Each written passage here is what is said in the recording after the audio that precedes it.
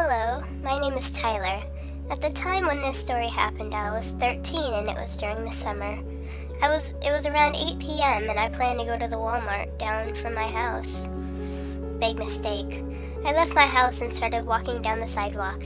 I got about halfway to the Walmart when I noticed a red truck driving slowly behind me. At first I didn't think much of it, so I just kept walking. I stopped to tie my shoe and the truck sped up and drove right past me. I got back up and started walking again. The truck turned a corner and disappeared, so I wasn't worried. I then realized that each turn down the road I had to walk down to get to the Walmart. I started to get a little nervous, but I'm not sure why. I turned the corner and the truck was parked right in front of me. I noticed the guy inside the truck was staring hard at me. The door to the truck swung open and my heart sank. He was a very large man, probably around 6'4". He had a very angry expression that made me feel sick. He started running towards me and I took off running. I turned the corner again, heading back to my house. I turned around to see him still running after me. I ran behind a tree and crouched down so he couldn't see me. He walked past the tree and stopped. He then turned around and went back towards his truck. Once he was out of sight, I took off again. I made it back to my house without seeing him again. I ran inside up to my room. I looked out the window to see him parked out in front of my house. I got very sick. He stepped out of the car and looked directly at me. It was dark by then, so I don't know how he saw me because my bedroom light was out. But he found a way to stare directly into my eyes. He started to grin, the scariest grin I've ever seen. He stood there for around 5 minutes until I grabbed my phone off the desk and called the police. He must have noticed what I was doing because he ran back to his truck and sped off. My parents weren't at home because they worked during the summer, so I was all alone and scared. The police arrived and couldn't really do much because he wasn't there anymore and I couldn't give them any information about the guy except what he looked like. They just said that if I needed anything else, to just call them. I called my mom and she came home right away. I never saw that man again, but I still think about his smile. I don't know who he is. Some man who stood outside my house. Let's never meet. When I was 16, I'm 29 now, I used to work in a pet shop with a lady called Helene. Now the pet shop also had a vet attached to it. This will come into play a bit later in the story. At 16, I thought I was pretty tough and didn't think anything bad could happen to me. And even if it did, I'd be able to sort it out myself. Anyway, after work I used to walk home. It would take me a good hour and a bit to get there, and it would be dark out when I got home. I enjoyed the walk and would tell my parents I was staying after work to clean up, and someone would drop me home after, so I just was able to walk in peace. One day, Helene came up to me during lunch and told me that she wishes I wouldn't walk home. If I ever need a lift home, just ask her and she'll drop me off. I brushed it off and told her I was fine and for her not to worry, but she insisted. That night, I told her I had a lift and waited till she left to start my journey. I made it home happy, but the next day, someone had driven past me from work, and it was mentioned, and Helene started to tear up and would walk out the back. I was confused and looked at my other colleagues for some kind of explanation. They just looked at each other awkwardly and said, "Look, it's not our place to tell her story, but perhaps you should take her advice and get a lift home from one of us after work if you need to from now on." I agreed and went back to find Helene and apologize and assure her I wouldn't walk home from work anymore. When I found her, she was staring out the window blankly. The conversation went like this. "Helene, I'm really sorry I upset you. I'm ready to tell you." "Tell me what?" "What happened to me? I'm just so paranoid about everything now because of it." "Okay." I take the seat near her. I I was married to a man about 10 years ago. We both worked here. He was over at the vet's, I was in the shop. I thought our relationship was fine, so one day he stopped talking to me.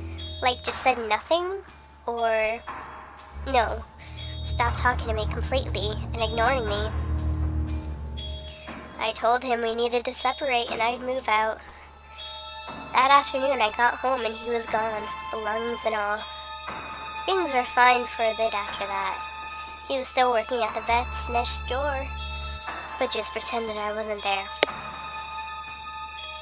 I got to work one day and he wasn't there. I didn't think anything of it. It was a nice change, if anything. I got home my usual time and started making myself some tea when I heard a noise in my room. I walked in and there he was, just completely in black, from head to toe.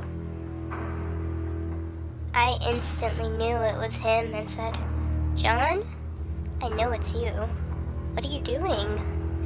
He didn't utter a word. He just moved over and started to punch me in the face. I woke up in the lounge in excruciating pain. I was tied up and he was using a huge bit of wood to do unspeakable things to me. I noticed he had set up a camera and was filming everything. Suddenly, the phone rang, and he stopped what he was doing and looked at me. I told him I'd better answer it, as I planned on having people over and they would get worried and come round if I didn't answer. He told me to answer and get rid of them. "Hello? Helene speaking." "Hi, Helene. It's Sue. How are you?" "Oh, hi, Sue. Not very well." "Oh no, what's wrong?" "Oh, no, there's no need to come over." "Pardon? I didn't say I would." "Well, you probably should." "Are you okay, Helene?" "No." "Do you need help?" "That would be lovely. Do you need me to call the police?" "If you could, that would be great." "Alright, Helene, I'm hanging up now and calling the police for you." "Thank you, Sue. Bye." Bear in mind, John couldn't hear what she was saying, so it sounded like a normal conversation to get rid of a friend to him. I hung up and he tied me back up and beat me and continued to assault me. I have no idea how long it went for, but finally I heard a knock at the door. They knocked again and said, "Hello, this is the police. We'd just like a word with you." And they kept knocking till one of them finally said, "If you don't open this door, we're breaking in." At this point, John told me to get rid of them and untied me. He must have really been out of my mind. I now had missing teeth, bleeding from every hole in my body. Dislocated arms swinging beside me as I walked, and butt naked, he genuinely thought I would be able to get rid of the police in this state. I'll never forget the look on the man's face when I opened the door and they saw what happened to me. They ran inside and arrested him, and the rest is a blur, really. Until I was sent home. Now the creepy bit about this, when the police went through my house to gather evidence, they found bone cutters, gloves, needles, and other instruments from the vets that he had stolen and hid them throughout my house. Under the bed, on shelves, in cupboards, in the attic. Apparently he had been sneaking in for weeks planning all of this stuff, and I never knew. When I was finally released from the hospital and able to walk properly again, I decided to go down my back garden. Now the police did an excellent job in getting rid of everything in my house that could have traumatized me. But what I didn't think to look was my back garden. It was quite a hilly property with trouts all the way down to the bottom at the back. And when I had reached the bottom, they had missed the grave he had dug for me. Dirt and shovels still waiting to be moved. Now I just sat there, blank look on my face, mouth open, absolutely in shock. Now you understand why I'm so paranoid if someone I was in love with, married to, and even had kids to, could do something like that to me. Imagine what a stranger could do to you on your walks home. How do you not even know someone has been following you and checking your walks home, waiting for the chance to run you off the road and kidnap you?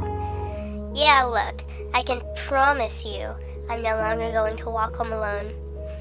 Good girl. Cup of tea? Nah, I'm good. So I've been wandering around this subreddit for a couple of days, and I decided to tell a quick creepy story about this guy I saw at the supermarket where I used to live a few years ago. So I was at a store in 2010, and me and my friend saw this guy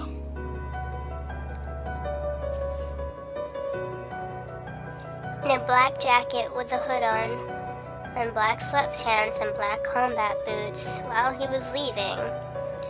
Now mind you, we were 16 and we got there around 8 o'clock, 8:45. As we were leaving, he followed us. After about 2 minutes, we ended up figuring out that some creep was following us home, so we started wandering around town trying to lose him, and after about an hour, he left and we sprinted home and locked all the doors to his house, and I just stayed there. And we just watched TV all night and drinking Mountain Dew, and I went home the next day without problem. I know it sounds lame, but it was very creepy. After staying up to watch TV, I went back to bed. Right as I was going to fall asleep, I heard someone yell, "Help! Please, someone help me!" I got up and looked out my window. I live in a safe and quiet town in a rural area. So I got up and looked out my window. I seemed as if it was coming straight across the street. I listened some more and I heard again, "Ah, help me!" But this time it didn't sound right. It sounded as they were a radio, and it was followed by, "Oh my, Elijah, help me, Elijah, please." At this point I was freaked out of my mind and called the police. Barely police. Walked outside to my driveway and I heard the most fucking crazy noise ever. It was like a scream, but it was coming from hell. Skip 30 minutes and the cop seems kind of frightened and tells me that he can't find who's making the noises, but to lock all my doors and call them again if I hear it again. 1 hour goes by. I'm still chickening. I look out my window again and see a guy running full speed down the park I live across, yelling, "What the holy fuck? Help me, Elijah!" Edit. I look into it a day later, and what comes up the most is a thing called a skinwalker. I know what they are, but for some reason it never crossed my mind. Well, creature, skinwalker, thing. Let's not meet ever again, please. Thanks. Now, a skinwalker is a person with the ability to turn into any animal they desire. The Navajo skinwalker is known as E. nettalushi and is a variety of Navajo witch. It is apparently far more common for men to be skinwalkers, though it is possible for women as well. That's just the Google definition. You know, they have the Urban Dictionary and stuff like that. So if you have a better definition than me, or can pronounce the words better, comment, please. Anyway, Lady Aurora here. Thank you so much for watching. Now, I had the 2 stories that were like, don't walk home ever alone, and then I added 2 random ones in. Now, these stories are from the Reddit users, the Let's Never Meet thread, so feel free to post there and tag my name in the title and I'll include it. Anyway, thanks for watching. Hope I see you in the next video. Bye bye. Oh, never try to attempt these things. Because people have tried to get kidnapped and stuff like that.